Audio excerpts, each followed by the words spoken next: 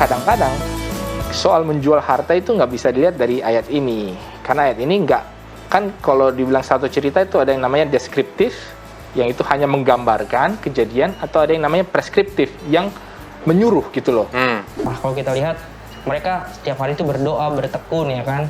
Nah, mereka ini memiliki satu tujuan ya kan, satu hal yang dituju secara jemaat, sehingga Roh Kudus dicurahkan kepada mereka. Sambil kita dekat dengan Kristus, maka kita akan belajar akan karakter Kristus. Semakin kita dekat dengan Kristus, semakin belajar karakter Kristus, dan akan semakin suka untuk melakukan apa yang Yesus lakukan juga. Gitu, ya kan? Yesus ini bukan cuma jual hartanya untuk teman-teman jemaat, ya. Tuhan kasih nyawanya untuk manusia, ya kan. Itu pengorbanan yang belum pernah dilakukan.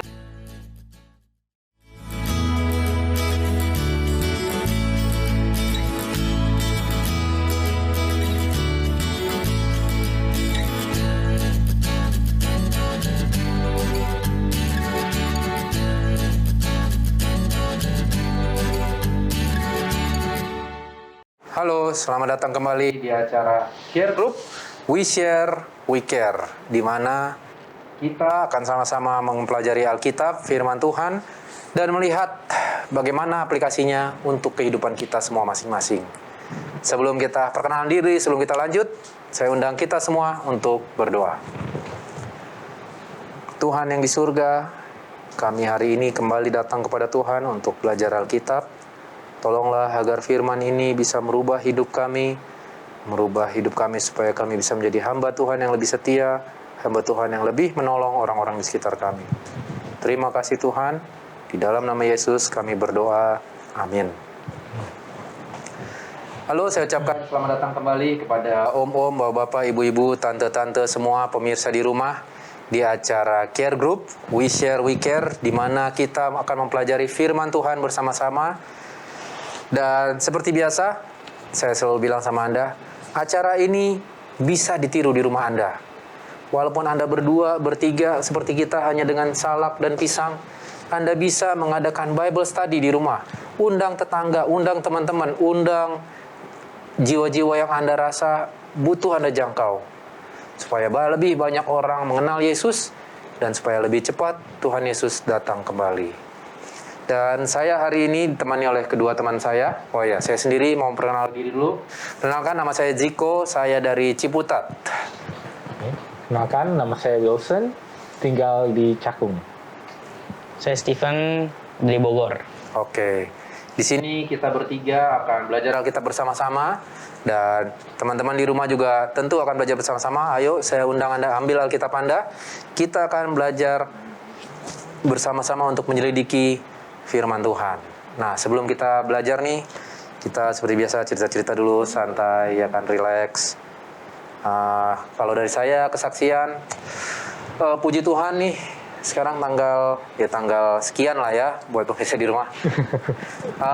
Puji Tuhan, minggu depan gereja saya yang sudah berdiri sekitar 2,5 tahun akan diresmikan atau diorganisir menjadi suatu gereja. Selama ini kita dihitungnya sebagai perkumpulan aja mungkin ya, perkumpulan sebagai cabang, tapi minggu ini atau hari Sabat ini, Sabtu ini, mudah-mudahan kalau tidak ada aral melintang, kita akan resmi diorganisir. Jadi itu puji Tuhan banget ya, setelah melihat pertumbuhan gereja, pertumbuhan orang-orang, dan paling penting pertumbuhan umat-umat. Ini benar-benar gua sih bersyukur banget sih kalau memang bisa diorganisir. Emang bedanya apa kalau diorganisir sama dengan tidak? Lebih keren aja. udah bisa pasang pelang. Sebenarnya iya benar juga ya. Technically nggak ada bedanya juga ya. Oh iya. Cuman mungkin at least diakui lah. Administrasinya mungkin. Secara administrasi diakui, ini bukan sekedar perkumpulan doang. Walaupun di mata Tuhan sama aja ya. Nah, tapi ini artinya kalau udah diorganisir, lu itu harus permanen, lu harus jaga supaya gereja itu tetap bertumbuh. Itu iya benar. Makanya salah satu syarat diorganisir kan masih ada kontrak dengan gedung. Iya memang salah satu syarat diorganisir adalah ada kontrak dengan gedung selama 5 tahun. Ya, okay. Jadi ya puji Tuhan, ya tandanya sudah dilihat bahwa kita adalah jemaat yang bertumbuh secara permanen. Sudah banyak menjangkau orang, dan ya puji Tuhan sih, karena ngelihat dari perkembangan kita sebagai umat-umat, kita kira kita sudah mengenal Tuhan, tetapi setelah berjuang di gereja yang baru ini kayak lebih mengenal Tuhan, melihat bagaimana Tuhan menuntun. Jadi mungkin kalau dari gue permohonan doanya itu kali ya, doakan pengorganisiran gereja supaya berjalan dengan lancar. Karena baru sekarang mau ditanya ke pendeta-pendeta, mungkin istilahnya buat pemirsa yang di rumah, pendeta-pendeta sinode atau ketua gereja kita, bisa nggak Sabtu ini? Oke. Kalau tahu-tahu dia nggak bisa, ya diundur ke Sabtu depan. Tapi at least udah beres semua, tinggal didoakan. Gitu sih, itu mungkin pre-request gue yang paling utama. Mungkin kalau tadi udah gue, mungkin Steven dulu mungkin gimana? Loh, Wilson udah belum? Ya kita gini, biar random aja. Ya nggak apa-apa, Pan. Solo. Kesaksian gua, ya gue bersyukur aja sih, usaha boleh berjalan lancar ya kan. Ada beberapa kendala waktu gue buka usaha di kota lain gitu kan. Tapi puji Tuhan, Tuhan bukakan banyak jalan untuk usaha ini gitu. Nah, secara gue masih bocah hitungannya. Asik. Tapi Bocah Tuhan aja begini. tapi Merendah Tuhan untuk ditinggikan. bukan maksudnya Itu balik buat lupa aja dia. bukan maksudnya ya Tuhan berikan kepercayaan ini ke gua gitu kan. Dan berkat-berkat yang Tuhan kasih itu bukan cuma soal soal uang dan sebagainya ya. Lebih daripada itu adalah gue bisa menjangkau banyak orang dengan keadaan seperti ini. Jadi contohnya tuh kayak di sana tuh gue di salah satu kota lah ya tempat gue buka usaha itu, gue berdoa sih semoga cuma bukan buat bisnis tapi untuk ya mengabarkan Tuhan di sekeliling gue seperti itu. Jadi adalah salah satu manajer hotel tempat gue biasa nginep kalau datang ke sana tuh. Dari awal nggak kenal gitu kan, tapi karena gue sering di situ sampai kenal, sampai akhirnya dia tahu kalau gue nggak ngapa-ngapain di hari Sabat gitu kan. Jadi memang staffnya dia tuh nggak ada yang boleh ke kamar gue, even untuk service room dan sebagainya gitu kan. Nah jadi kenapa bisa sampai dia tahu seperti itu? Jadi adalah percakapan gitu kan. Dia tahu gue keluar hotel pagi, balik lagi malam gitu kan. Dan kalau gue extend di situ tuh bisa sampai seminggu atau 2 minggu di hotel itu gitu. Jadi kalau Sabtu dia lihat gue nggak kemana-mana gitu kan. Sampai akhirnya dia nanya, Pak, kok Sabtu nggak kemana-mana? Sedikit lah menjelaskan kenapa gue nggak kemana-mana dan sebagainya. Oh gitu ya Pak ya. Jadi ada satu Sabat pagi lah.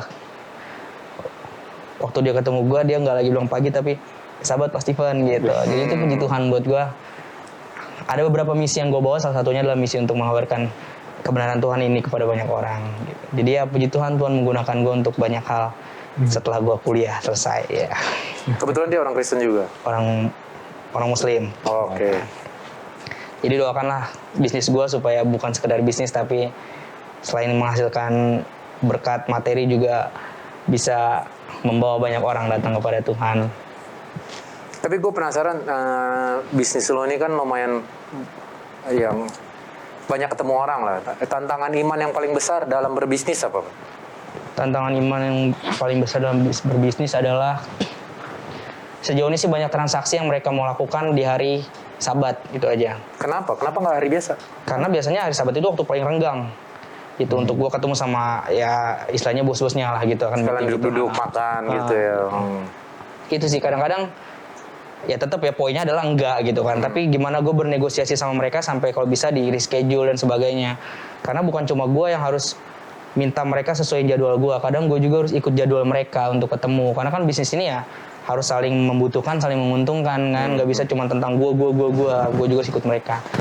Tapi sekali lagi itu tantangan terbesarnya. Dan kalau gue berdoa Tuhan selalu buka jalan, akhirnya reschedule di hari yang bukan Sabat itu selalu sampai sekarang lah gitu. Puji Tuhan ya. Kalau hari Sabat lo ambil juga? Nggak bercanda. Sejauh ini sih belum. Tergantung nilainya. Tergantung nilainya. Sejauh ini sih belum. Oke, thank you. Apa yang mau didoakan? Tadi kan udah gue sampein padahal ya. Dicatat nggak sih? Oh ya, semoga bisnis ini bisa menjangkau orang juga ya. Menjangkau orang. Oke. Mungkin dari Sohib kita? Kalau dari gua, Oh, gue dapet kabar soal beasiswa yang gue daftar. Oh iya. Gue lulus ke tahap berikutnya. Wih. Makan-makan dong. Iya. Langsung di sini. Tahap kalau udah dapat baru kita ngomong. Jadi ini tahap terakhir sih. Jadi akan ketahuan nih. Dan itu tahap terakhir, tahap wawancara. Jadi 1 orang, 2 orang, 3 orang? biasanya sih 3 ya. Wawancara yang dari yang gue baca-baca, jadi 3 orang nanti wawancara gue. Sekaligus, sorry. Maksudnya gue penasaran, sekaligus bertiga, oke. Iya, bertiga sama pewawancaranya lah. Dan itu tahap terakhir. Jadi doakan supaya itu bisa berlangsung dengan baik, dan kalau itu memang rencana Tuhan. Dan sebenarnya ini yang pengen, ya dari sisi guanya sih ya, gue pengen dapet sih. Jadi supaya ini bisa lancar, dan beasiswanya wawancaranya besok. Besok Selasa?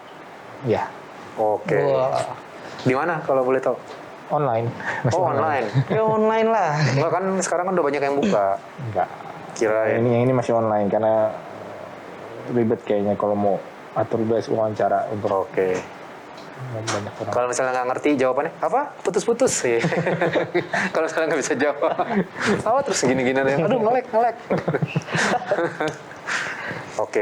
Pasti kita jam berapa nih? Biar beneran didoain. Jam Selama ini bohong berarti gue doain, ternyata nggak didoain. Maksudnya kan lebih enak kan, jam 9 gue berdoa di rumah aja. jam 1. Jam 1. Oke. Oke, kita doakan tuh. Lo juga doain tuh kalau misalnya lagi pas jam 1 mungkin lagi makan siang ya. Mungkin lah. Di tempat yang akan lo tuju itu sama nggak jamnya dengan Jakarta? Nah, kalau di sananya sama. Sana sama ya? Oke. Ya kita doakan lah ya, jam 1 besok. Semoga sukses ya. Jawabannya kapan? Kalau sah? Jawabannya nanti bulan depan. Desember awal. Oh, Desember awal. Oke, baik. Pasti kita akan doakan. Oke. Wah, memang kadang-kadang ini ya, gue kadang, ya maklum lah karena gue mahasiswa doang. Jadi banyak waktu untuk berpikir dan merenung. Memang melalui ups and down kehidupan ini, walaupun di saat down-nya ngerasa nggak enak banget atau parah banget, tapi kalau dipikir sebenarnya lebih banyak ups-nya ya. Dan emang benar katanya time heals all wound. Pas ngeliat ke belakang gue mikir, gila dulu kok gue stres banget di masa itu ya, padahal kayaknya biasa aja kalau dilihat sekarang. Iya kan? Itu karena salah satu prinsip itulah it's not over yet gitu loh. Kalau lu dalam keadaan buruk, it's not over yet. Iya. Nanti ujungnya pasti bagus. Cuman ya di momen itu kan kayak langsung, wah gila gue mesti gimana nih.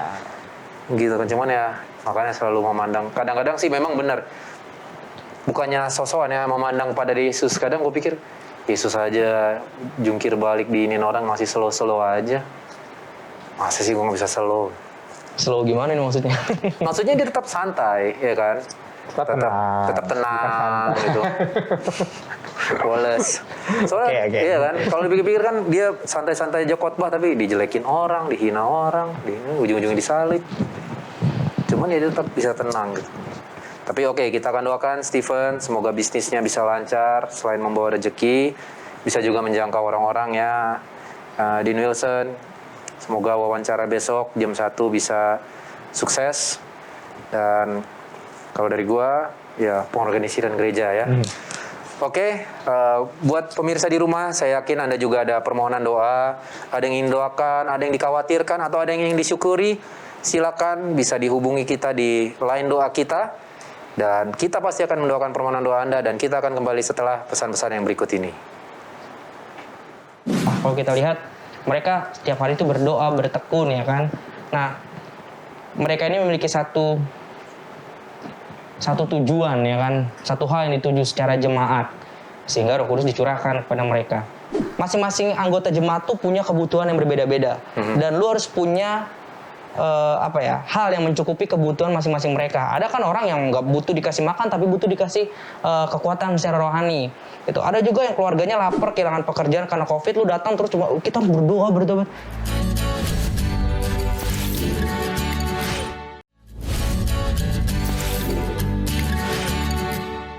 Halo, selamat datang kembali di acara Care Group We Share, We Care. Di mana di sini kita akan belajar Alkitab bersama-sama kita di studio dengan Anda di rumah. Dan seperti biasa, Anda juga bisa belajar di rumah bersama-sama dengan kita. Kayak kita modal salak, pisang, dan bertiga aja dan dengan Alkitab, Anda juga bisa mengundang sahabat-sahabat Anda untuk belajar Alkitab di rumah. Dan untuk berlanjut dari episode sebelumnya, kita akan kita akan membaca dari Kisah Para Rasul 2 ayat 41 sampai 47. Karena ini cuman sedikit ayatnya, mungkin kita satu orang 2 ayat aja kali ya. Oke, kita akan bacakan dari Kisah Para Rasul 2 ayat 41 sampai 47. Saya akan baca 2 ayat pertama. Orang-orang yang menerima perkataannya itu memberi diri dibaptis, dan pada hari itu jumlah mereka bertambah kira-kira 3.000 jiwa. Mereka bertekun dalam pengajaran rasul-rasul dan dalam persekutuan, dan mereka selalu berkumpul untuk memecahkan roti dan berdoa. Silakan. Maka ketakutanlah mereka semua. Sedang rasul-rasul itu mengadakan banyak mujizat dan tanda. Dan semua orang yang telah menjadi percaya tetap bersatu, dan segala kepunyaan mereka adalah kepunyaan bersama. Saudara Stephen, langsung 3 ayat aja mungkin ya. Ayat 45. Dan selalu ada dari mereka yang menjual harta miliknya, lalu membagi-bagikannya kepada semua orang sesuai dengan keperluan masing-masing. Dengan bertekun dan dengan sehati, mereka berkumpul tiap-tiap hari dalam bait Allah. Mereka memecahkan roti di rumah masing-masing secara bergilir dan makan bersama-sama dengan gembira dan dengan tulus hati, sambil memuji Allah, dan mereka disukai semua orang. Dan tiap-tiap hari Tuhan menambah jumlah mereka dengan orang yang diselamatkan. Oke, thank you Saudara Stephen. Nah, untuk care group kita hari ini, gue mau coba sedikit hal yang berbeda. Nah, dari pembacaan kita nih, dari ayat 41 sampai 47, mungkin dari Stephen deh, paling ujung nih. Dari sini, kira-kira apa karakter Allah atau sifat Allah yang lo dapatkan? Apa karakter Allah yang gue dapet? Iya, Dari atau sifat Allah, atau kebaikan Allah, atau mungkin apalah. Pokoknya sesuatu mengenai Allah yang lo dapet apa, Pun? Gimana kira-kira? Atau mungkin saat Stephen lagi mikir, dari Saudara Wilson dulu. Yang pertama mungkin adalah sifat Allah itu adalah yang selalu bertumbuh ya, dalam arti berkembang. Selalu ada progres ya, mungkin itu ada perkembangan gitu ya, karena di dalam ayat yang pertama pun dikatakan bahwa ada penambahan. Iya, 3.000. Dikatakan pada hari itu jumlah mereka bertambah kira-kira 3.000 jiwa. Jadi kalau tidak bertumbuh artinya itu tidak hidup, dan Allah kita adalah yang hidup. Dan sama juga seperti kita ya, di dalam perkumpulan kita, di dalam kehidupan kerohanian kita secara pribadi harus selalu ada pertumbuhan, selalu harus ada yang ditambah. Mungkin itu. Nah, kalau Allah dulu bisa menambahkan sekali baptisan 3.000 jiwa, kenapa sekarang jarang kita melihat baptisan 3.000 jiwa? Atau mungkin ada tapi kita yang nggak tahu? Gimana? Ini mau jawaban Alkitabiah atau jawaban ekonomi nih? Dua-duanya aja. Ya kalau jawaban Alkitabiah ya mungkin karena kurang iman ya. Oh, maksudnya kitanya. Oh ya kurang iman. Jawaban ekonominya adalah ya karena mungkin zaman dulu ini kan ada dalam istilah ekonomi itu ada namanya marginal. Marginal increase kan. Ya kalau dulu dari 0 nambah 100 itu gampang. Tapi kalau dari 1 juta terus nambah lagi 10%-nya kan lebih susah gitu. Betul. Jadi mungkin karena terlalu kekristenan ini sudah banyak. Jadi kalau mengharapkan seperti ini lagi tambah banyak lagi sesuai dengan porsi yang ini, mungkin nggak begitu juga. Itu kalau jawaban ekonominya. Tapi mungkin lebih ke soal spiritualnya adalah mungkin karena kita sudah merasa banyak, kita tidak berdoa sebanyak mereka dulu. Nah, ini bergebu-gebu kayak mereka dulu ya. Lagi, tidak bergumul lagi, tidak benar merasa kebutuhan akan Roh Kudus. Ini kan konteksnya Roh Kudus. Dan karena rasa kebutuhan akan Roh Kudus itu tidak sebesar dulu, maka manifestasinya ataupun apa yang terjadinya juga tidak sehebat dulu. Mungkin demikian, Bro Ziko. Thank you. Ya, benar juga sih, masuk akal. Kalau dari Stephen gimana tadi? Apa karakter Allah yang lo dapat di sini, Pan? Ini sih umum banget sih ya sebenarnya tuh. Apa sih, bahwa Allah itu kan kasih ya kan. Nah, kalau kita lihat cara hidup jemaat ini, mereka hidup dengan penuh kasih di dalam jemaat ini kan. Ini adalah efek karena mereka mengenal Allah. Kalau kita lihat, mereka setiap hari itu berdoa, bertekun ya kan. Nah, mereka ini memiliki satu tujuan ya kan, satu hal yang dituju secara jemaat, sehingga Roh Kudus dicurahkan kepada mereka. Jadi apa karakter yang Allah dapat adalah Allah membagikan karakter kasihnya bukan cuma untuk kita merasakan, tapi kita menjadi pelaku akan kasih itu sendiri ya kan. Kalau kita lihat ini kan luar biasa banget. Bisa nggak sih ada lagi yang seperti yang sekarang nih ya kan? Kayak Bang Ziko mau jual rumahnya buat dibagi-bagiin anggota gerejanya yang mau dilegalisir nih. Organisir. Udah organisir ya kan. Mau diorganisir, kayaknya itu pertanyaan besar. Tapi bagaimana Allah melekat pada jemaat ini sehingga kasihnya pun menjadi karakter bagi jemaat. Jadi ya secara pribadi kalau gue mau hidup maka gue harus hidup seperti Allah lah, memiliki kekasih. Gitu. Tapi iya memang di sini semua orang mengasihi Allah dan menunjukkan kasih Allah. Nah, cuman saat kita ngomongin soal kasih, gue ada pertanyaan di ayat 43. Maka ketakutanlah mereka semua. Nah, apakah ada di sini yang ikut bukan karena mengasihi Allah, tapi karena takut aja ngeliat, atau takutnya ini takut yang kayak gimana gitu? Takutlah mereka semua sedang Rasul itu mengadakan banyak mujizat dan tanda. Ya, kalau gua rasa sih di sini memang terlepas daripada apakah mujizat itu sesuatu yang baik, sesuatu yang bagus atau tidak. Tapi kalau coba lu lihat, ada orang mati gitu kan, lagi ada kuburan gitu kan, bendera kuning lewat dengan kamar jenazah, tiba-tiba itu dibangkitkan. Terlepas daripada itu, oke lah itu Mujizat. mungkin neneknya ataupun orang apa, tapi apa nggak takut? Iya sih. Mungkin dalam hal itu, karena ini sesuatu yang tidak biasa. Karena kan apa yang tidak biasa, apa yang tidak umum, itu pasti menimbulkan ketakutan. Iya. Mungkin itu ketakutannya kenapa dibilang kan, karena kan ketakutan ini dihubungkan dengan tanda kan. Ini ayat berapa tadi? Ayat 43 kan? Iya. Ketakutannya lah mereka semua sedang karena Rasulullah itu mengadakan banyak mujizat dan banyak tanda. Itu sih kalau gue melihatnya.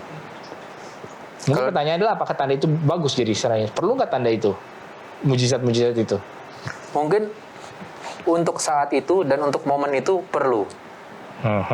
Karena kan Tuhan bekerja, kalau dari apa yang kita lihat di Alkitab ya, Tuhan bekerja ada konteksnya juga. Ada orang yang butuh diyakinkan dengan binatang ngomong. Ada orang yang cuman perlu diyakinkan dengan ada yang mengajak. Ada yang perlu mujizat yang luar biasa. Jadi untuk istilah kalau bahasa Inggris at this moment, at this time, itu perlu. Mungkin berarti itu juga menjawab pertanyaan tadi yang pertama, kenapa tidak ada lagi pertobatan ribuan orang lagi? Ya karena tidak ada tanda-tanda lagi, dan karena memang tanda-tanda itu bukanlah sesuatu yang diperlukan lagi. Mungkin zaman dulu kan, apakah orangnya lebih superstitious, lebih percaya tahyul atau apa, mereka perlu melihat sesuatu yang wah. Iya benar. Untuk merasa ini sesuatu yang oh ya mereka bisa percaya. Nah mungkin bagi zaman sekarang, Iya betul. terlalu banyak tanda-tanda sudah diberikan. Sekarang yang diperlukan adalah iman. Mungkin seperti itu. Jadi kenapa tidak ada lagi tanda-tanda? Yang diperlukan adalah iman berarti sekarang ya. Karena kita sudah bisa baca, oh itu sudah pernah terjadi. Nah pertanyaan, lu mau percaya atau enggak? Kalau lu nggak percaya dengan apa yang sudah dituliskan, lu lihat langsung pun artinya kepercayaan lu hanya sebatas karena lu ngeliat langsung. Dan itu bukan kepercayaan, bukan iman yang kuat atau iman yang dalam gitu mungkin. Dan kita sebagai yang hidup di zaman di mana kekristenan sudah berapa ribu tahun ini mungkin Udah di mana-mana juga mungkin ya. ya itu di satu sisi, tapi di sisi lain mungkin sekarang sudah lagi istilahnya ada rut gitu kan, atau udah melandai lah gitu. Iya, kalau kan? grafik perlu, udah kayak gini ya, ya. perlu dikuatkan lagi ya, mungkin mujizat itu perlu. Jadi ada dua sisi sih gue melihatnya, soal mujizat dan soal orang-orang menjadi takut atau wah gitu kan. Tapi ngomong-ngomong soal tanda atau mujizat nih, orang suka nanya sama gue, kenapa kita jarang melihat mujizat atau tanda kayak tadi gitu kan? Gue jarang katanya, menurut teman-teman gue nih. Tapi gue bilang, tergantung lo bergaul sama siapa bro. Nah kebetulan gue bergaul dengan ada beberapa teman-teman gue misionaris, penginjil, pendeta. Kalau gue ngobrol sama mereka cerita banyak banget tanda. Gue berdoa Tuhan memberikan ini, gue melakukan ini Tuhan memberikan. Ada orang sakit, jadi karena gue bergaul dengan mereka yang bekerja di ladang Tuhan istilahnya, gue banyak melihat tanda itu dan mendengar cerita itu. Nah tapi memang saat kita bergaul di kantor doang atau di klub bola, iya karena yang kita ceritain bukan pengabaran Injil kan, bola, pekerjaan. Jadi ya Dan emang kegiatan itu jauh dari mukjizat Tuhan maksudnya. iya. Ya memang ada mujizat itu kan, mungkin kalau Tuhan saya butuh pekerjaan, tapi mungkin nggak sebanyak kalau kita bergaul ke teman-teman kita yang bergerak di bidang pelayanan Injil gitu. Gimana? Coba kalau dari Steven dulu, gimana menurut Steven? Iya benar, emang kayak gitu. Ada yang bilang gini, dulu gue pernah kerja di sales. Pekerjaan sales itu adalah pekerjaan yang paling dekat dengan mukjizat Tuhan. Kenapa? Sales itu kalau ngomong sales apaan sih? Target ya kan? Target penjualan ya kan? Nah, lalu gue mikir gini, ini jual properti ini kayak lagi cari jiwa, gue bilang. Doanya sama kencang ya, ngerti? Iya. Serius, doanya sama kencang ya. Butuh target kan? Iya Butuh kan? target. Ya kan? Jadi ya benar sih, memang tergantung di mana kita berada untuk melihat mukjizat itu. Dan mukjizat seperti tanda-tanda seperti apa dulu dan dalam hal apa dulu ya kan? Kalau kita ngomong tanda-tanda dalam penginjilan, akan ada cerita tentang tanda-tanda tentang penginjilan gitu kan. Kalau bilang tanda-tanda tentang kehidupan sehari-hari, akan ada juga orang-orang yang bercerita kan, ya tanda-tanda yang Tuhan kasih, mukjizat yang Tuhan kasih ke gue tuh banyak banget. Kayak gue lagi nggak punya duit buat makan segala macam, tiba-tiba ada aja temen gue yang nganterin makanan gitu kan. Itu kan mukjizat ya kan. Iya. Dan memang jauh dari penginjilan, tapi itu pun mukjizat. Iya, benar. Jadi benar, memang di mana kita melihat mukjizat itu, lalu mukjizat seperti apa yang mau dibahas ini sebenarnya. Iya. Kan? Atau kalau nyambung ke sana mungkin sensitivitasnya itu berbeda. Jadi kalau di sana ya lebih sensitif karena segala macam itu Sana maksudnya di ladang penginjilan. Iya, di ladang misalnya. penginjilan kan. Berpusat, oke, gue sensitif nih. Apapun yang terjadi, ini berarti Tuhan mau ini mau itu. Oke. Nah, tapi kalau kita lagi di sini ya ada orang nganter ya itu biasa lah. Orang tiap hari raya diantar atau apa gitu. Thanks ya, gitu aja langsung. Iya, mungkin lebih nggak sensitif. Bukan dalam arti lebih sensitif, nggak menghargainya, tapi tidak melihat itu sebagai mujizatnya. Itu satu. Kedua, mungkin juga kalau di kota atau di pekerjaan itu hubungan sebab akibat itu lebih jelas gitu loh. Kalau gue begini, maka ini akan terjadi. Maka karena gue udah begini, maka ini terjadi. Ini hubungan sebab akibatnya jadi Menghilangkan mukjizat itu. itu. Oh, gue dapat ini karena dulu gue baik sama dia. Gitu. Iya, bisa begitu juga. Atau kan lu sama Hai di kantor, lu di kantor, gue udah belajar, gue udah tahu ekonomi ini, makanya ini gue masukkan datanya, ini terjadi. Ini karena memang hukum sebab akibat. Kita nggak tahu bahwa di luar itu ya Tuhan juga masih tetap bekerja atau apa, itu kita nggak menghargai lagi. Mungkin itu sih kalau gue melihatnya, kenapa orang-orang di kantor mungkin kurang melihat. Sebenarnya sih ada, tapi apakah kita sensitif terhadap itu dan apa kita mengakui Iya betul. bahwa sebab akibat itu betul ada, tapi ada juga porsi campur tangan Tuhan. Ya. Sebelum kita lanjut ke tadi kan udah pertanyaan Maya, apakah karakter Allah? Ngomong-ngomong soal sebab akibat, memang gue lihat dua perbedaan nih dari teman-teman gue yang kerja di bidang di balik meja kayak kantoran, ilmuwan, dengan teman-teman gue yang bekerja di alam.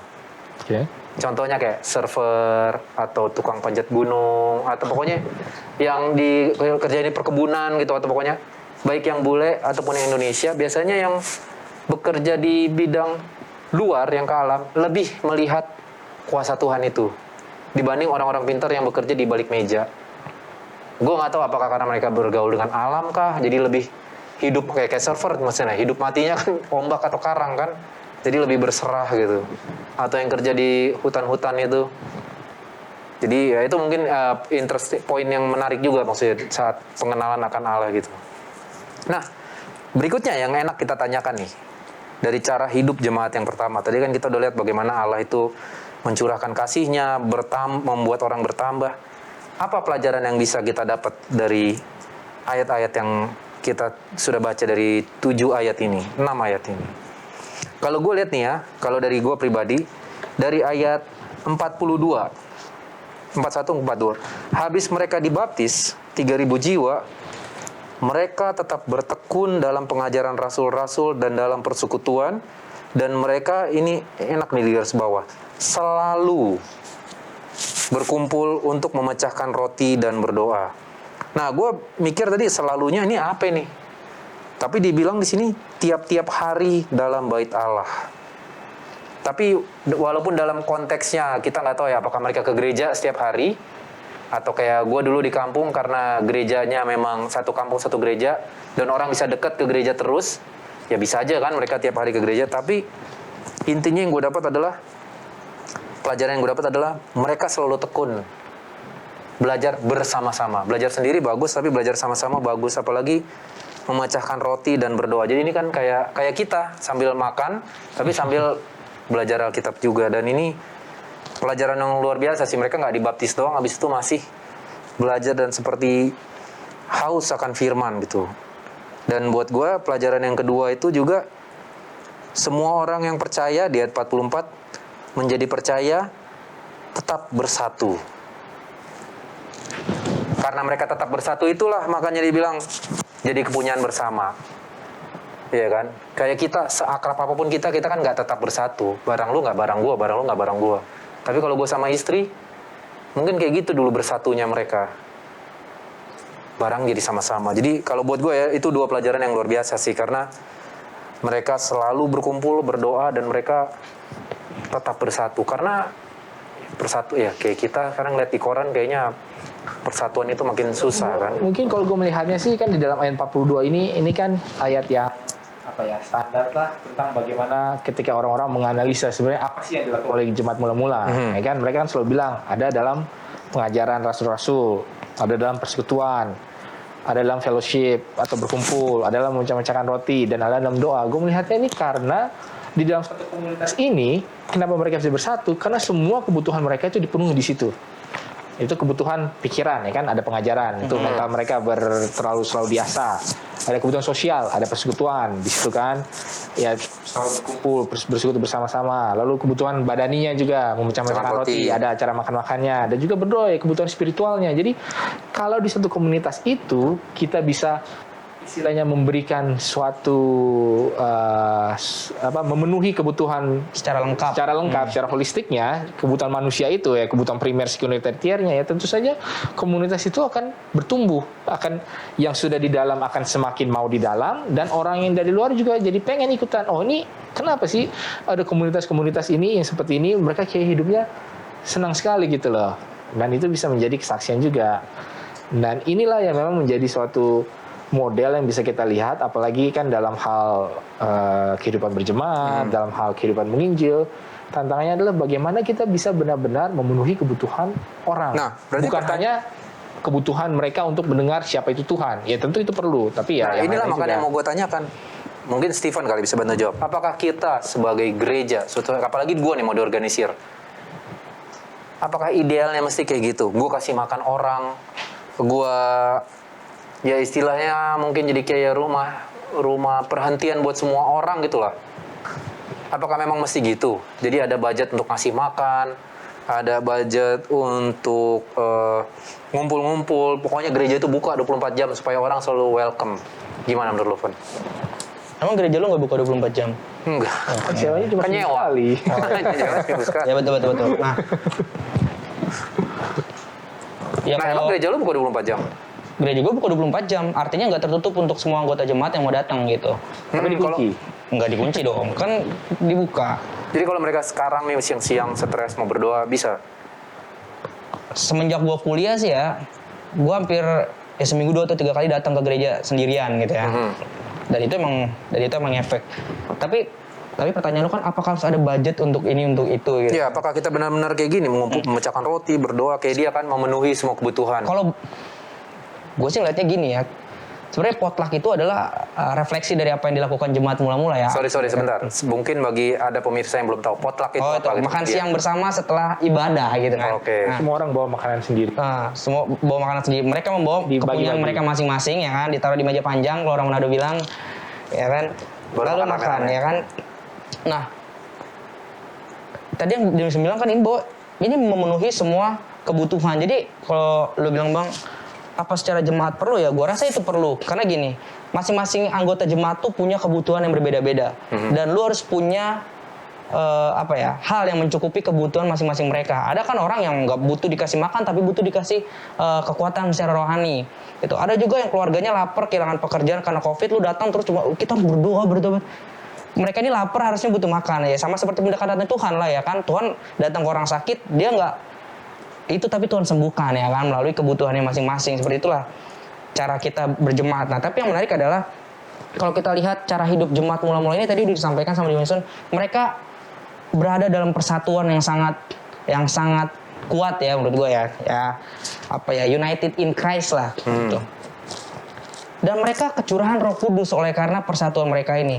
Jadi kalau gue mau bilang adalah persatuan adalah syarat utama bagi sebuah jemaat kalau mau curahan Roh Kudus gitu. Jemaat yang masih saling senggol kanan kiri, jemaat yang masih ada gosip di dalamnya, atau keluarga atau suatu grup penginjilan yang masih ada tuduh kanan tuduh kiri, sorry agak keras, mungkin ini adalah jemaat yang tidak akan pernah kecurahan Roh Kudus karena tidak ada persatuan seperti jemaat mula-mula ini. Lihat efek daripada persatuan yang mereka miliki apa? Selain kuat dari dalam, mereka pun kuat untuk reach out keluar. Ada hasil yang mereka dapatkan dari persatuan mereka. Lebih daripada itu adalah persatuan bukan hanya soal gua sama lu secara jemaat, tapi persatuan kita dengan Kristus untuk boleh keluar gitu ya kan. Harus ada satu hubungan yang lebih intim antara jemaat dengan Kristus itu sendiri supaya ada efek yang dihasilkan dari penginjilan ini gitu loh. Menurut lo apakah gereja yang rame, apakah itu pasti gereja yang bersatu? Misalnya yang gerejanya rame gitu. Terus kalau gereja yang kecil, ya ini gue sekedar pertanyaan aja gitu. Rame belum tentu bersatu karena ada juga bilang gereja itu nggak boleh terlalu besar justru karena rentan terhadap keributan. Ya kan? Gitu. Makanya kalau udah ada cukup besar gitu sudah boleh buka cabang jangan gitu kan.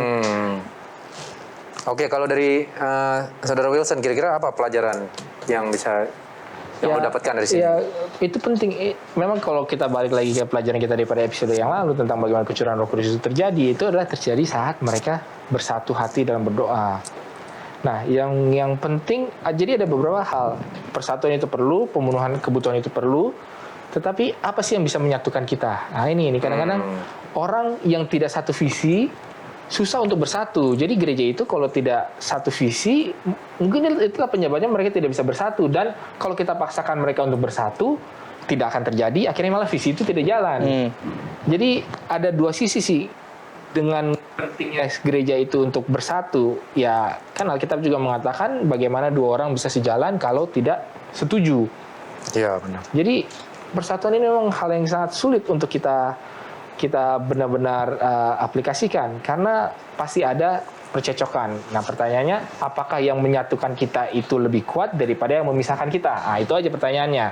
Kita lihat, kalau memang kelihatannya yang memisahkan kita itu lebih kuat, ya nggak apa-apa, jangan bersatu, biarlah berpisah dan mereka bisa menjadi bersatu di kelompok masing-masing gitu loh. Apalagi kalau ini ngomongin soal hal yang udah lebih dalam daripada cuma apakah gereja kita harus dicat merah atau harus dicat putih, atau maksudnya kalau udah hal yang lebih dalam ya mungkin apakah gereja kita harus lebih fokus kepada penginjilan kepada luar atau apakah gereja kita harus lebih fokus kepada penginjilan ke dalam. Nah, ini kan dua-dua hal yang mungkin yang sama-sama baik. Apakah harus dipaksakan bersatu supaya Roh Kudus itu datang, atau ya biar saja tadi nyambung juga ke kalau gereja itu sudah terlalu besar pasti ada kepentingan-kepentingan yang dengan sendirinya terpusat gitu. Akan ada beberapa pusat kepentingan. Ya, mungkin beberapa pusat kepentingan itu biarlah mereka memecah. Jadi bukan karena pecah, tapi karena memang ada kebutuhan dan ada kerinduan daripada jemaat sekelompok orang itu melakukan hal ini. Mungkin itu gue melihatnya sih. Jadi persatuan itu tidak bisa dipaksakan. Satu visi misi, maka semua akan satu jalan bareng-bareng ya. Oke, sebentar. Sebelum kita lanjut lagi, buat pemirsa di rumah, tentu ini diskusi kita sudah makin menarik ya. Tapi sebelum kita lanjut, kita saksikan dulu yang pesan-pesan berikut ini. Kadang-kadang soal menjual harta itu nggak bisa dilihat dari ayat ini. Karena ayat ini nggak, kan kalau dibilang satu cerita itu ada yang namanya deskriptif, yang itu hanya menggambarkan kejadian, atau ada yang namanya preskriptif, yang menyuruh gitu loh. Sambil kita dekat dengan Kristus, maka kita akan belajar akan karakter Kristus. Semakin kita dekat dengan Kristus, semakin belajar karakter Kristus, dan akan semakin suka untuk melakukan apa yang Yesus lakukan juga. Gitu, ya kan? Yesus ini bukan cuma jual hartanya untuk teman-teman jemaat.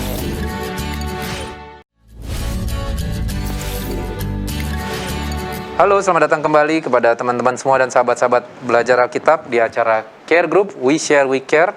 Dan kita sekarang lagi berdiskusi Kisah Para Rasul 2 ayat 41 sampai 47. Nah, kita sekarang lagi mendiskusikan apa pelajaran yang bisa kita dapat dari sini. Tadi kita sudah banyak mendapatkan pelajarannya. Nah, saya justru dalam pelajaran ini ada yang mau bertanya. Mungkin ya kita semua di sini kan sama-sama beribadah pada hari Sabtu ya, hari Sabat. Karena kita kita mematuhi perintah Tuhan ya. Salah satunya adalah hukum keempat, ingat dan kuduskanlah hari Sabat, di mana hari Sabat itu hari Sabtu. Nah, ada orang bilang sama saya, kalau kalian mematuhi hukum itu begitu literal, kenapa kalian nggak sebagai suatu gereja literal juga ngikutin yang ini? Soalnya dibilang semua orang telah percaya tetap bersatu, mereka menjual harta miliknya, membagikan kepada semua orang. Kenapa kalian nggak gitu juga semua? Kalau memang semua yang dalam Alkitab itu harus dibikin. Kira-kira gimana, Bro Steven? Ya kan situ dibilang dan selalu ada dari mereka yang menjual harta miliknya, ya kan? Pertanyaannya gini. Confirm gak sih kalau mereka menjual benar-benar seluruh harta yang mereka punya gitu? Atau contoh, gue punya handphone 2, satu gue jual untuk dibagikan ke gereja gitu kan, yang satu tetap gue pegang ya kan, seperti itu. Atau memang harus dijual semuanya gitu kan. Nah, ini kan porsi ya kan. Jangan sampai lu jual harta tapi nggak ikhlas kayak gitu kan. Bagi-bagikan tapi nggak ikhlas kayak gitu kan. Nah, lebih daripada itu yang gue lihat adalah gini. Kenapa kita nggak menjual harta kita? Gue rasa bukan kita nggak ngejual harta kita ya untuk bagi-bagi kayak gitu. Ada juga mungkin banyak lah di antara kita yang suka memberi tanpa harus menjual harta, artinya loh. Ya. Ya kan? Tentunya yang ngapain harus dijual, toh cadangannya juga masih ada untuk dibagikan kayak begitu kan. Tapi ada juga mungkin yang benar-benar mau memberi, seperti yang gue bilang tadi, tapi gue punya handphone 2, gue nggak punya uang, tapi gue punya handphone 2, gue jual yang satu ini, lalu gue berikan, seperti itu mungkin. Jadi kenapa kita nggak jual harta? Mungkin jawabannya bukan kenapa kita nggak jual, kita sudah membagi-bagikan mungkin, seperti itu. Tanpa harus menjual yang ada, karena masih ada yang lain toh yang bisa diberikan gitu. Tapi kalau kayak gitu kritikannya adalah istilahnya adalah memberi itu kan sampai harus kerasa gitu loh. Lu kalau nggak ngerasa gitu, maksudnya dalam bahasa Inggrisnya susah juga kalau misalnya duit aset gue 100 triliun. Iya betul. Kalau if you give something and it doesn't hurt you, berarti lu belum memberi. Lu kalau aset 100 triliun, lu cuma ngasih 1 triliun itu nggak melukai kantong. Tapi kalau lu ngasih 99 triliun 999 miliar 990 juta, itu baru kerasa. Oke. Tapi 1 triliun pun dia udah kegendutan, kekenyangan. Nggak apa-apa. Itu kan satu kritikan bagus maksudnya. Tapi pertanyaannya, dengan lu melukai diri lu sendiri untuk memberi, apakah itu menambah kerohanian lu? Atau justru malah bersungut? Sama seperti orang muda yang Tuhan bilang, jual aja harta lu kalau lu menunjukkan kasih lu sama gue, ya kan? Jual aja harta lu semuanya. Lalu dia menjadi sedih karena banyaklah hartanya, ya kan? Itu memang melukai pasti, ya kan? Tapi pertanyaannya, apakah itu membuat kita lebih dekat kepada Tuhan atau justru malah menjauh? Berat ini ikut Tuhan nih kayak begini. Ya kan? Kritik itu sih bagus, nggak masalah kritiknya, ya kan? Terus sih gue kurang setuju kalau memberi itu harus sakit. Maksudnya sakit dalam arti kerasa gitu. Iya, karena gue memberi, makanya gue jadi mengurangi jajanan gue. Lah kalau gue bisa memberi tanpa mengurangi gue berjajan, itu artinya pemberian gue tuh nggak kena ke guanya gitu loh. Maksudnya gue nggak berkorban. Oke, gini lah, jangan sakit lah. Memberi itu harus dengan pengorbanan.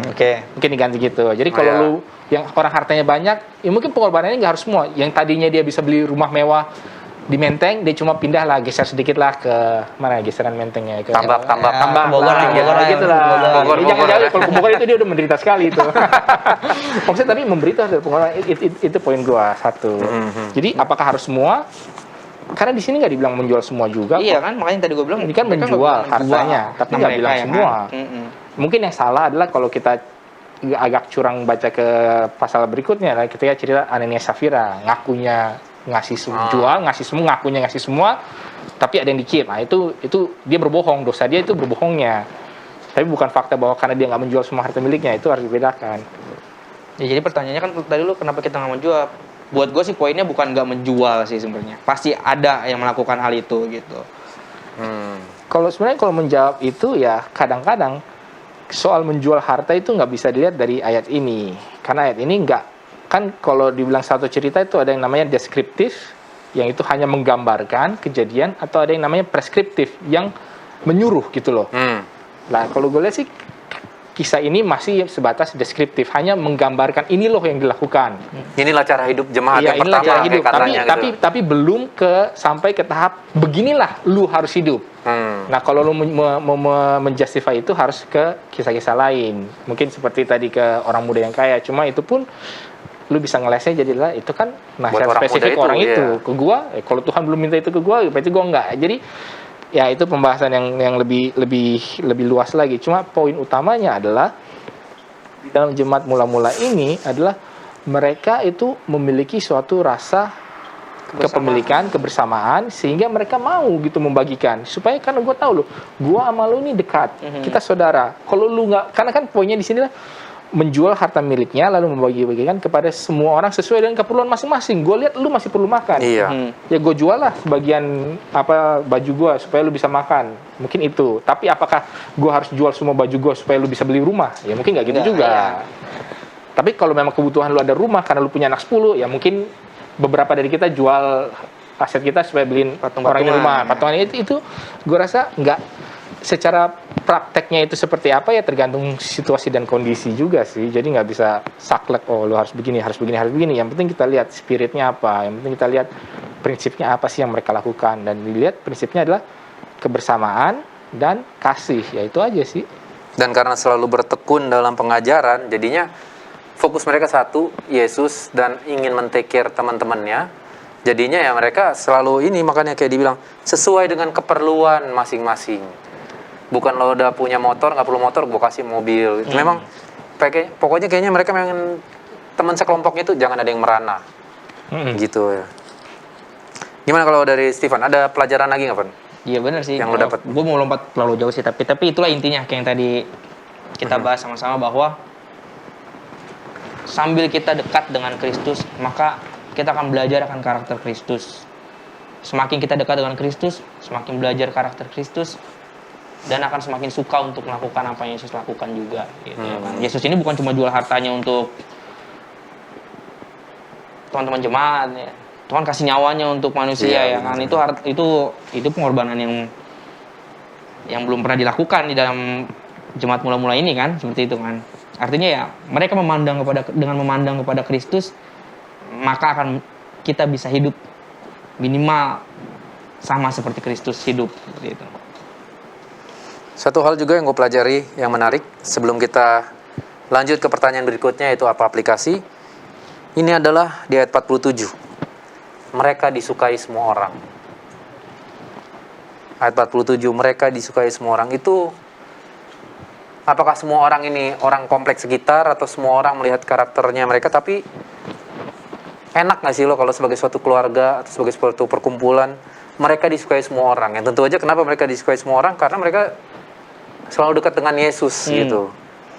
Dan sekarang kan ya memang banyak kan, lu itu tuh nggak, gue mah kalau sama dia nggak mau, wah ke gereja itu orang-orangnya nyebelin, ke sana orang. Tapi ini menurut gue suatu pelajaran dan panggilan juga yang ya selain mengikuti Yesus, kita juga memang harus ramah kepada sesama gitu, supaya ya kayak lu sering bilang, supaya jangan karena kita nama Tuhan dipermalukan gitu. Gimana menurut lu, Din? Ya kita, kalau gue melihat sih maksudnya disukai semua orang ini maksudnya apa? Apakah artinya semua orang suka, atau apakah artinya semua orang memberikan favor? Bahasa Inggrisnya apa? Kalau satu bahasa ini. Wah ini ya kalau sampai ke sana sih ya enggak, maksudnya kita langsung aplikasi aja lah. Kalau mau bahas bahasa aslinya panjangan nanti. Kepanjangan, dan ini mungkin nggak bisa diterapkan oleh para penonton sahabat-sahabat di rumah ya. Kecuali kalau mereka ada akses gitu. Tapi lebih kepada ketika orang melihat kita, orang tuh suka loh dengan apa yang kita lakukan. Jadi mau juga ikut memberi gitu loh. Jadi kayak kalau lu ada misalnya gereja lu kan, lu bilang gereja lu juga organisir karena bertambah-tambah. Nah gue sebagai orang lain melihat kayaknya ini satu orang yang punya misi, visi yang gue suka. Jadi suka dalam arti itu kalau gue melihatnya, tapi bukan dalam arti suka gue karena suka lu personal atau karena lu orang baik, tapi karena memang ini satu kelompok ini pengen gue sumbang lah istilahnya, supaya kelompok ini bisa menjalankan misinya kah, bisa menjalankan kebutuhannya. Gue sih melihat disukai banyak orangnya dari arti itu yang lebih luasnya, terlepas daripada gue disukai karena mereka baik, karena mereka ini ya. Walaupun mirip-mirip sih, karena kan ya bagaimana orang bisa suka mau menyumbang kalau mereka nggak baik, nggak ini itu. Iya, itu ada sisi itu ya. Cuma sukanya tuh bukan lebih apa ya, kalau gue melihatnya kata disukainya ini lebih global gitu. Oke. Thank you. Nah, kita lanjut ke pertanyaan berikutnya nih di menit-menit terakhir kita nih. Pertanyaan yang paling penting mungkin.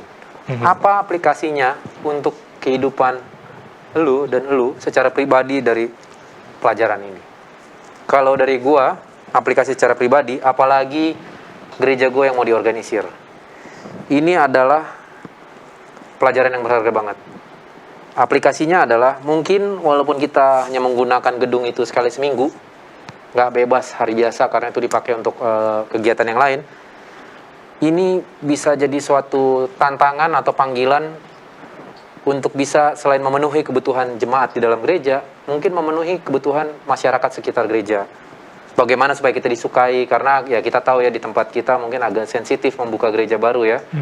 Tapi kita melakukan ini bukan hanya supaya bisa bangun gereja, tetapi supaya disukai semua orang dan supaya nama Tuhan juga dipermuliakan gitu. Jadi ini mungkin tantangan dan yang bisa gue ajak teman-teman gue nanti nih saat gereja gue sudah berdiri di organisasi, ayo kita bikin sesuatu buat masyarakat untuk menolong, menunjukkan kasih Yesus. Bukan supaya sekedar kita diterima, tapi benar-benar dengan tulus gitu. Kalau dari lu gimana Pan aplikasinya kira-kira? Ya hampir sama sih, cuman ada istilahnya gini. Orang bisa menutup telinga mereka untuk firman Tuhan, tapi orang tidak akan menutup mata mereka waktu melihat Yesus dan kasih-Nya ada di dalam kehidupan kita. Ya kan? Kadang-kadang orang nggak butuh khotbah kita kok, ya kan? Tapi bukti nyata dari apa yang kita khotbahkan gitu kan. Orang Jadi nggak menutup telinga tapi nggak menutup tangan gitu ya. ya kadang-kadang kan kan gini, kalau kita baca di kisah yang 6 ini ada justru banyak-banyak nantinya janda-janda yang bersungut karena pembagian di meja mereka itu tidak apa? Tidak di apa istilahnya tuh dilupakan ya. Iya. Ya dilupakan lah, seperti itu kan. Artinya gini, pada waktu kita sibuk berbicara tentang firman Tuhan, tapi orang tidak merasakan praktek nyata daripada itu semua, kita nggak akan disukai seperti ini. Orang bilangnya apa sih? Kehidupan mimbar mereka jauh kok dari kehidupan asli mereka. Paling enak itu, dia kan? bilang, oh dia khotbah doang jago. Nah, ya kan seperti itu kan. Nah, ini menampar sih. Aplikasinya buat gue adalah kadang-kadang sekali lagi, kalau kalian pernah dengar kalimat ini, kalau kita mau hidup menjadi seorang misionaris, kita harus punya tangan seperti tangannya Kristus yang mau menjangkau banyak orang. Kita harus punya kaki seperti kakinya Kristus yang mau berjalan jauh mencari jiwa. Kita harus punya mata seperti matanya Kristus yang melihat orang dengan belas kasih. Terlebih kita harus punya kasih seperti kasihnya Kristus. Ya kan? Jadi aplikasi buat gue adalah ya hidup seperti Kristus lah. Yang Tuhan mau untuk kita lakukan, karena dengan hidup seperti Kristus sekali lagi kita akan disukai. Efek daripada kita disukai adalah ya seperti ini. Ya kan? Banyak orang yang datang dituntun kepada Tuhan. Oke, thank you Van, aplikasi yang luar biasa sekali. Dari Bro Wilson gimana kira-kira? Ya kalau dari sini gue melihatnya sih ini kan dalam kehidupan berjemaat, artinya dalam kehidupan bersosial. Dalam kehidupan bersosial itu ya seperti tadi kita lihat ada banyak kebutuhan.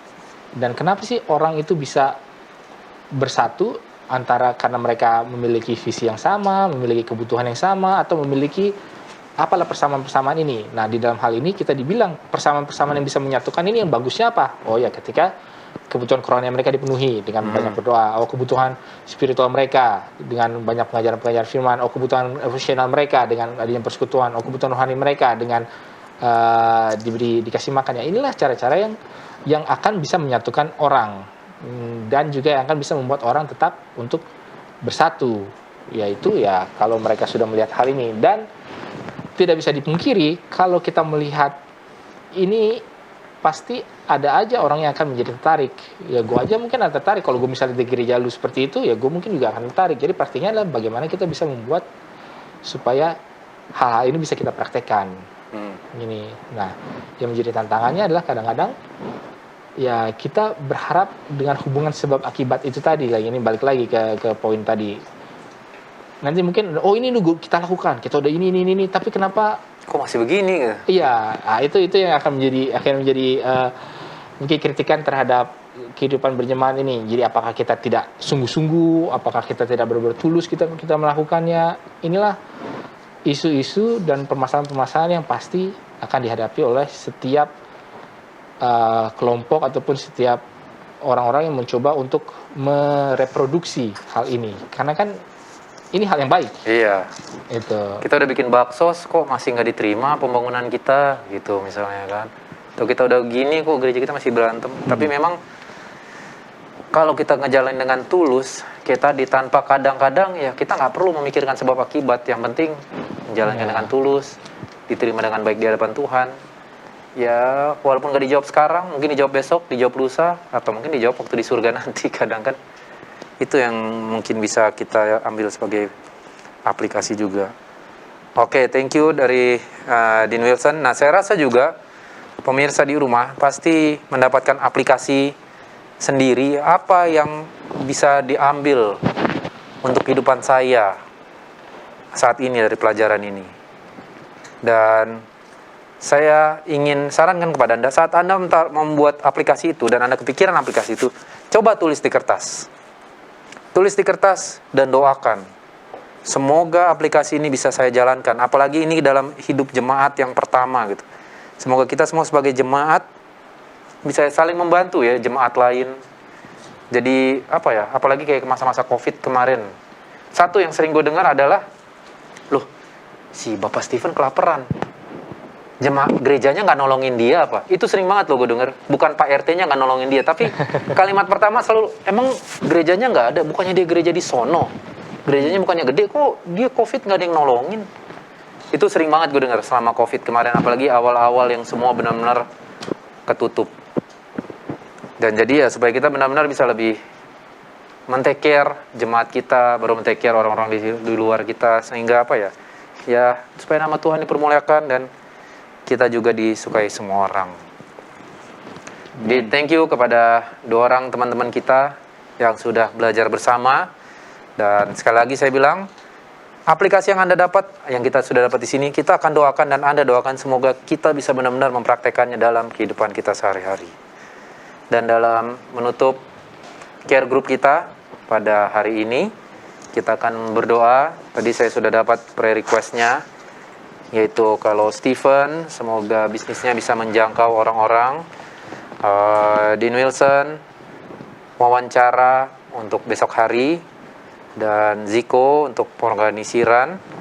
Mungkin kalau gitu Dean Wilson boleh mendoakan kita berdua. Nanti Stephen boleh tolong doakan Dean Wilson ya untuk menutup acara ini ya. Oke, bagi pemirsa juga yang ada permohonan doa atau ada suatu masalah yang ingin doakan atau hanya ingin mengucapkan syukur, silakan dikirim permohonan doa Anda ke nomor yang sudah ada di layar Anda. Kita pasti akan doakan semuanya. Oke? Baiklah. Mari kita satu dalam doa. Ya Tuhan, Allah Bapa kami dalam kerajaan sorga, kami bersyukur atas waktu yang indah Kau berikan kepada kami, di mana kami boleh berdiskusi bersama-sama, mempelajari firman Tuhan, terutama mengenai bagaimana jemaat mula-mula ini boleh hidup, bertindak, dan berlaku. Kami lihat bagaimana mereka boleh terus bertekun di dalam pengajaran, di dalam doa, di dalam bagi-bagikan roti, di dalam persekutuan. Ya Tuhan, rinduan kami adalah biarlah kami juga boleh memiliki roh persatuan yang sama, sehingga Engkau boleh menggunakan kami di jemaat kami, di tempat kami, di keluarga kami, juga dengan luar biasa ya Tuhan. Pada saat ini secara khusus hamba mau mendoakan akan Bro Stephen di dalam segala usaha tangannya ya Tuhan. Kami mengetahui, kami sudah mempercayakan usaha ini kepadanya, dan biarlah di dalam hal-hal melakukan segala macam keperluan usahanya, Engkau boleh berikan juga dia kesempatan-kesempatan di mana orang boleh melihat bagaimana ia boleh membawa berkat dan bagaimana ia boleh memiliki hubungan yang dekat dengan Engkau, dan orang juga boleh menjadi tertarik dan boleh paling tidak menjadi suatu kesaksian, dan orang juga boleh mengenal Engkau melalui kehidupannya sebagaimana dia melakukan segala sesuatunya Tuhan. Mendoakan juga akan Bruziko dan juga jemaatnya yang akan diorganisir, biarlah segala pengaturan-pengaturan administratif itu boleh terlaksana dengan baik, dan biarlah mereka tetap boleh bersemangat karena oleh status yang baru ini artinya mereka sudah boleh diakui sebagai jemaat yang akan terus bekerja, jemaat yang akan terus melayani ya Tuhan. Dan biarlah hal ini boleh menjadi mandat yang baik bagi jemaat ini dan boleh mendapatkan kasih karunia-Mu, hikmat kebijaksanaan ketika mereka melakukannya Tuhan. Bersama dengan kami, begitu juga dengan penonton di rumah atau dimanapun mereka berada, dalam segala kekhawatiran, kesusahan mereka, kebutuhan-kebutuhan mereka, bila kiranya hanya kasih karunia-Mu dan hikmat kebijaksanaan-Mu saja yang boleh menuntun dan boleh menguatkan juga Tuhan. Demi dalam hal kami yang akan disambung oleh Stephen. Bapa di surga, terima kasih untuk berkat Tuhan kepada kami hari ini. Kami belajar tentang firman Tuhan, bagaimana kami harus hidup sesuai dengan kehendak dan tujuan Allah. Saat ini hamba mau berdoa juga untuk Bang Wilson di dalam kehidupannya Tuhan, teristimewa di dalam beasiswa yang saat ini sedang diusahakan. Saya mendengar besok dia akan mengadakan interview. Biarlah Tuhan segala sesuatunya boleh berjalan seturut dengan kehendak Tuhan. Berikan dia kabul hikmat dari surga untuk boleh dapat Tuhan bantu dalam interviewnya besok, sehingga setiap hasil yang dia dapat itu hanya boleh menjadi hasil yang terbaik bagi Tuhan, dan dia bisa memuliakan Allah oleh karena Engkau selalu bekerja di dalam kehidupan. Berkati keluarga dan anak-anaknya, biar Engkau juga menyertai mereka. Sekali lagi memberkati pemirsa yang menyaksikan acara ini, biarlah kami semua semakin dikuatkan untuk boleh dapat hidup sesuai dengan kehendak Tuhan. Terima kasih ya Bapa, oleh karena Engkau Allah yang sangat baik, mau mendengar dan menjawab doa kami. Ampuni kami orang berdosa, di dalam nama Yesus kami berdoa. Amin. Amin. Baik, sekali lagi saya ucapkan terima kasih kepada Saudara Stephen dan Saudara Wilson. Dan terima kasih juga kepada pemirsa di rumah yang sudah belajar bersama-sama dengan kita. Ingat, tidak susah untuk mengumpulkan teman-teman untuk belajar Alkitab. Yang penting ada kemauan, ada Alkitab, ada salak, ada pisang. Anda juga bisa mengumpulkan orang-orang untuk lebih mengenal Yesus. Terima kasih, kami dari studio mengucapkan Tuhan memberkati dan sampai jumpa di episode berikutnya.